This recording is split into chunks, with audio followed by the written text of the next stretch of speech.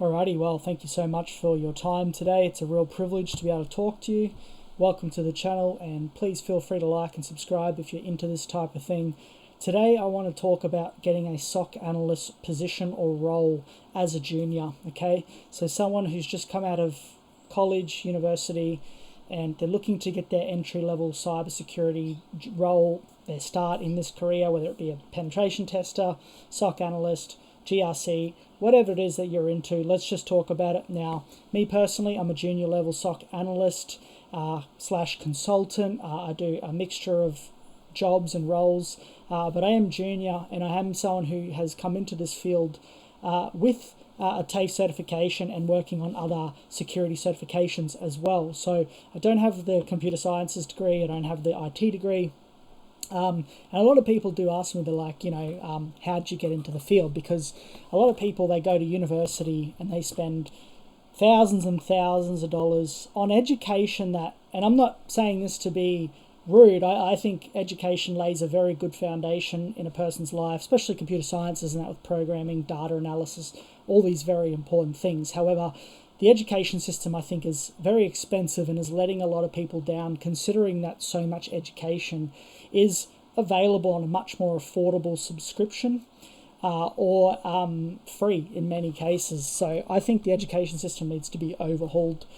So much of this stuff you can learn online now and from places like YouTube. But let's talk about it.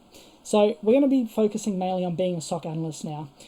Penetration testing and the offensive roles, they seem a lot harder to get into. You generally need experience, which you can gain through certifications, labs, and practice, but there is a certain level of proficiency or experience required to land most roles. Companies, you're more likely to get your start in cybersecurity from an entry-level perspective. Okay, so we're going to focus on that.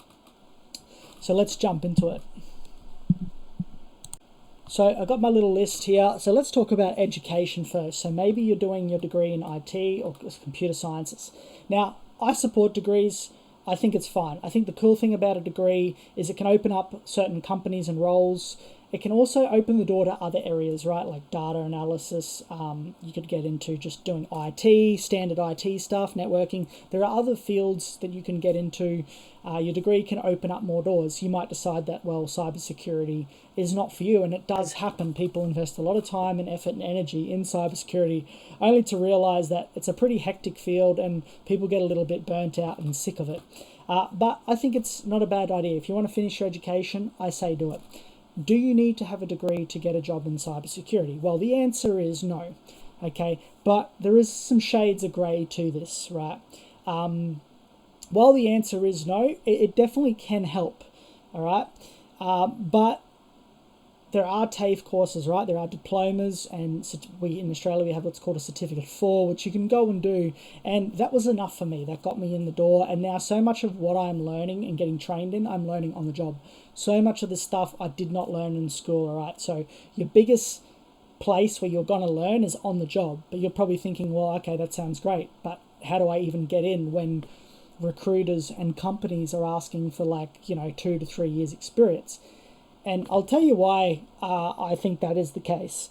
As a junior, I'm realizing that it's a big investment for a company to bring someone new in, okay? A lot of the time, a lot of the work you're doing in cybersecurity is unsupervised, meaning they're relying on you to go about generating reports, doing a lot of your jobs on your own. You might occasionally have somebody shoulder surf or see what you're doing, but it is a self-sufficient role. To get to the level of experience that's required to be a experienced or a good SOC analyst, it takes time. You can do your certifications, you can do a lot of self-learning, but like anything, the real progress happens on the job. So how do we get you in the door? How do we get that foot in the door? So this is the list that I've broken down, okay? And this is based on what hiring managers have told me and people that I've spoken to in the industry have told me. Now, this is no bullcrap. My YouTube channel is very small. I'm not getting paid to do any of this, so I'm just talking from my personal experience and the experience of others. Hiring managers look for the following things, and I've tried to break it down in a pretty simple type of way, okay? So the first thing is education certifications, right? So you should be doing something, whether it be university, TAFE, or college, whatever you call it in America or the UK or whatever country you're watching this from, you should be doing some kind of education. I absolutely do agree with that. If you're not learning or doing some certification, or you're not doing home labs, if you're not doing anything to learn, then that shows that you're not interested in the industry. And that's going to be the first flag that's going to get you kicked out of the interview. I have heard stories of people calling up recruiters, going to the interview process, and have only done like a Google certification in cybersecurity or one of those little quick entry certifications. Look, that is probably not going to be enough, okay? Now, if you've got some other degree or some other skill that the employer deems is,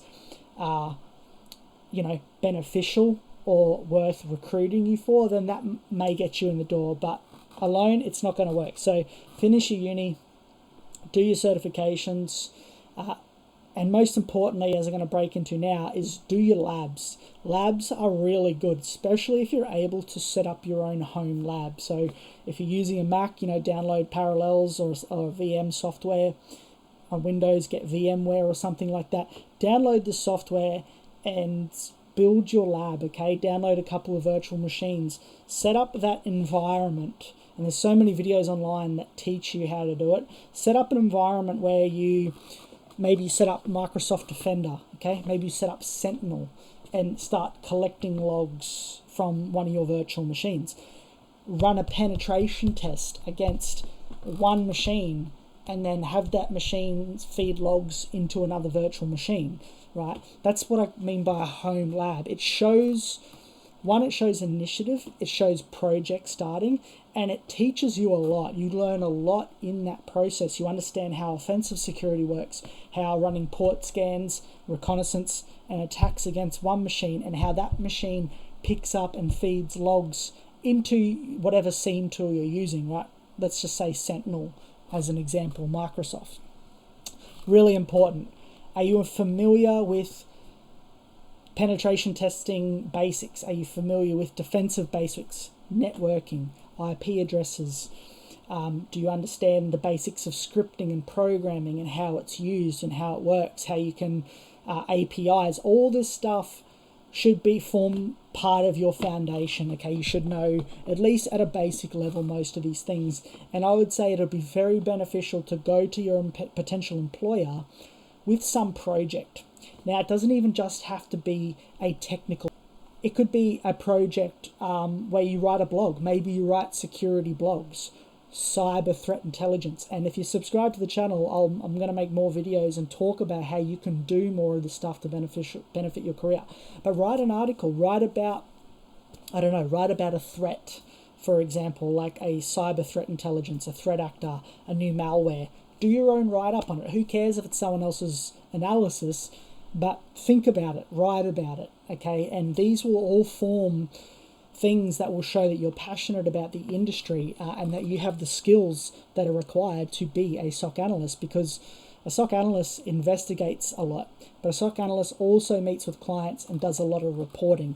All these skills are going to be beneficial for you. So just do some project, okay? I know a lot of you think, oh, well, try hack the box. Look, that's all great and that's all good for your knowledge building and also your skill building, but doing your own self-motivated projects is a big deal, and that's what a lot of hiring managers will look for, okay?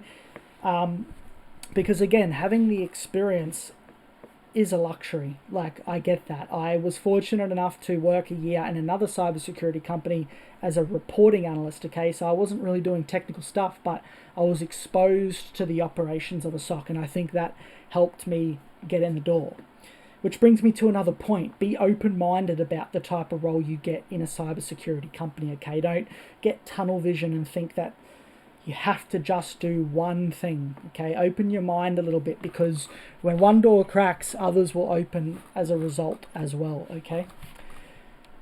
Alrighty, with that out of the way, let's talk a little bit more about your personality, okay? So let's jump into it. Okay, so your personality is going to be just as important, if not more, than all the other things. And I'm going to break that down. First of all, your network. Who do you know in the industry? Who can you reach out to get advice from? Okay. even reaching out to strangers. I've had strangers reach out to me. I think it's cool. I think that's the whole point of LinkedIn. I love LinkedIn for that reason. I hate going on LinkedIn and reading about politics and people's bullshit opinions about things that I don't care about. For me, LinkedIn is a networking tool, okay? It is a business professional tool. Keep it professional. Don't talk about bullshit on there. If you want to talk about politics and your own personal ideologies, start a YouTube channel, start a Reddit forum or Discord, or go do something else. LinkedIn is your professional network, okay? People on there should be other professionals like you or who connect to your industry. Use them wisely, respect them, and you'll find that you'll have a resource that you can tap into, that you can reach out and ask questions anytime you want, and you'll find coaches, you'll find mentors, you'll find all the right people to help you on your journey. Your personality. Are you someone who works well with others? Do you work well in a team? I know this sounds like generic advice, but technical people tend to forget how important this stuff is. Cybersecurity is a human industry as well, okay? We're dealing with people who have problems, real world problems that they're relying on you to solve. You have to talk to these people, you have to meet with these people, and they need to be able to connect with you professionally and derive value from the service that you provide. And the service you are providing is incredibly valuable, okay? So make sure your personality is good. You don't have to be the funniest guy in the room, you don't have to be a clown, but be professional, be approachable. Are you humble? Can the manager or people in your team, can they teach you something without you getting defensive? Can they offer you criticism without you flipping your lid and going, oh, I'm going to quit? This is a very important skill, okay? And people get knocked back from jobs who are often very qualified to be in the field, yet they get knocked back because, they think they're too smart. They think they know everything, and this is going to backfire against you. Are you trainable? Can you go into a new field, a new job, and at a relatively or reasonable pace, can you pick up your duties? Can you pick up the fundamentals quickly so you can start being of use or benefit to the team, right? Even if it's something small, like helping with reports. Are you willing to do those menial tasks that other people don't want to do? Remember, you're the new guy. Other people in that field, they've been there for years, they've kind of earned the right to maybe take on the interesting projects. I mean, as long as that doesn't happen forever, but initially in the beginning, you'll have to do work that maybe is not your most preferred work, but it's all part of the bigger picture. Are you willing to earn less money? A lot of people going in think, well, I got a CS degree, I've got a year of IT help desk experience, man, I should be worth 6 figures. Maybe you are worth that much, but not to a cybersecurity company that's hiring you fresh out of school or fresh out of just a help desk role. While the role does translate well to cybersecurity, and I'm all for it, people tend to overestimate it, okay? The reality is that they can bring someone in with just a certification, train them, and have them in 3 to 6 months at where they need to be, okay? So keep that in mind. Now, some of you might not agree, or you'll have your own disagreement to that, but that's just basically what I've observed. Culture fit, again, do you get along with the team?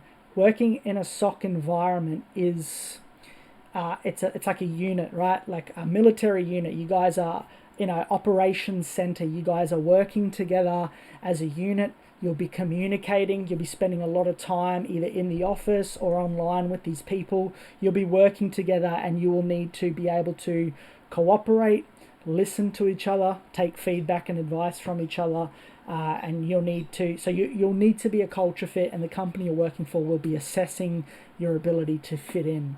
All right. And then finally, I would say your background. All right. Make sure you don't have to be perfect. No one's expecting that your whole life be perfect, but I would say, being mindful of your behavior and your background. Just remember that the type of field you're trying to get into, that this is information security, okay? This is, clients and the people that you work for are putting a lot of trust in you, so integrity is very important, okay? If you've got a background in fraud and theft, these things are not going to translate very well into getting a job, all right? And I'm not saying that it would stop you completely from getting a job, but it would possibly prevent getting a security clearance, or even just getting approved by the company, because the clients that you're going to be working for, they also have a say in whether they approve of giving you access, and that's going to be very important. Okay, so with that in mind, guys and girls, go for it. Keep these points in mind, and I definitely 100% believe you'll get a job in this field. Just keep trying. And if you're getting rejected and not knocked back, don't just obsess about the one thing, all right? Be a hard worker. Be willing to do something else, okay? Because that adaptability and that attitude, it will show up when you finally get the job that you need, and you'll have the attitude and the skills that the employer will be looking for, okay? But if you're entitled and think that you should get the job you want and that you're not willing to work or put in the hard yards, well then these things show, guys. These things come across. People aren't stupid. They will pick up on this and you will get looked over. The fundamental reality is that you are competing for this job. Okay, so keep that in mind. A lot of people being very negative about cybersecurity. Oh, I can't get in, I can't get a job. But I don't see many people talking about the human side of it, because to a lot of people, they just think, oh, that's just your opinion. That's just you being grandiose, thinking, oh, you got to be elitist and you got to be, all this David Goggins self-motivation stuff. Look, there's a place for this stuff, okay? Technical is important, but don't neglect your self-development. Don't neglect your character, okay? It's critically important, because you could go through your whole life getting knocked back job after job and not realize that the problem is looking at you in the mirror. The problem's you. And people just like to turn around and blame everyone else why I can't get their break or their opportunity. What are you doing to earn it? What are you doing to deserve it? How are you selling yourself in that interview process? All right, keep it real. Take it easy. I'll see you in the next video.